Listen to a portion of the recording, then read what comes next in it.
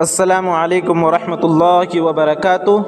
نحمدہ ونصلی علی رسولہ الکریم اما بعد۔ محترم عزیزوں اور دوستوں، 14 فروری کے دن سارے عالم میں ویلنٹائن ڈے کے نام سے ایک دن منایا جاتا ہے، جس میں حیا کے جنازے نکالے جاتے ہیں، فحاشی اور عریانیت کا بازار گرم کیا جاتا ہے۔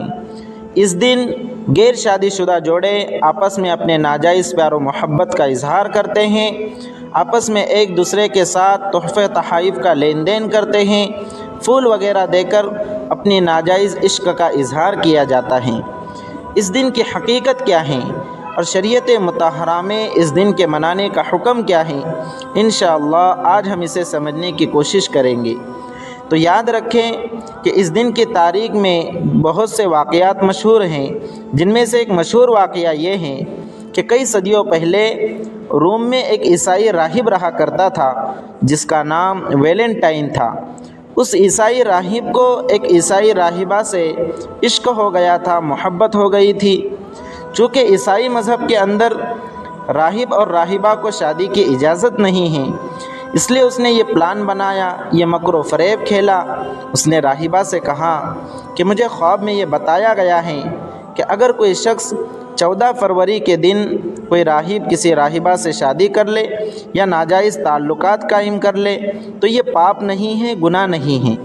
وہ راہبہ اس کی باتوں میں آ گئی اور 14 فروری کے دن وہ دونوں آپس میں وہ سب کچھ کر گزرے جو انہیں نہیں کرنا چاہیے تھا۔ پھر عیسائی مذہب کے لوگوں نے ان کے ساتھ وہی کیا جو عموماً وہ لوگ کلیساؤں کی دھجیاں اڑانے والوں کے ساتھ کیا کرتے ہیں، لہٰذا ان کو قتل کر دیا گیا۔ پھر کچھ سالوں کے بعد عشق و محبت کے پجاریوں نے ان کو محبت کا شہید قرار دیا اور ان کی یاد میں ان کے نام سے ویلنٹائن ڈے کے نام سے ایک خوشی کا اور پیار و محبت کے اظہار کا دن منایا جانے لگا۔ لہٰذا اس دن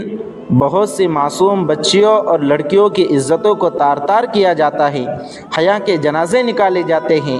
فحاشی اور عریانیت کا بازار گرم کیا جاتا ہے۔ ان سب باتوں سے آپ بخوبی اندازہ لگا سکتے ہیں کہ شریعت مطہرہ میں اس دن کے منانے کا حکم کیا ہے، اس لیے کہ شریعت مطہرہ تو حیا کو ایمان کا شعبہ اور ایمان کا جزو اور اس کا حصہ قرار دیتی ہے۔ شریعت یہ کیسے برداشت کر سکتی ہے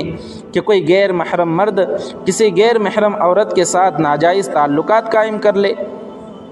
شریعت میں کسی غیر محرم کو نامحرم کو دیکھنے کی اجازت تک نہیں ہے۔ حدیث شریف میں آتا ہے کہ آنکھیں زنا کرتی ہیں، اس کا زنا نامحرم کو دیکھنا ہے، کان زنا کرتے ہیں، اس کا زنا غیر محرم کے ساتھ اس کی باتوں کو سننا ہے، زبان زنا کرتی ہے، زبان کا زنا غیر محرم کے ساتھ باتیں کرنا ہے۔ لہٰذا شریعت مطہرہ کے اندر اس دن کے منانے کی بالکل بھی اجازت اور گنجائش نہیں ہے۔ لہٰذا اپنے آس پڑوس کے اسکول اور کالجز کے اندر اگر یہ دن منایا جاتا ہو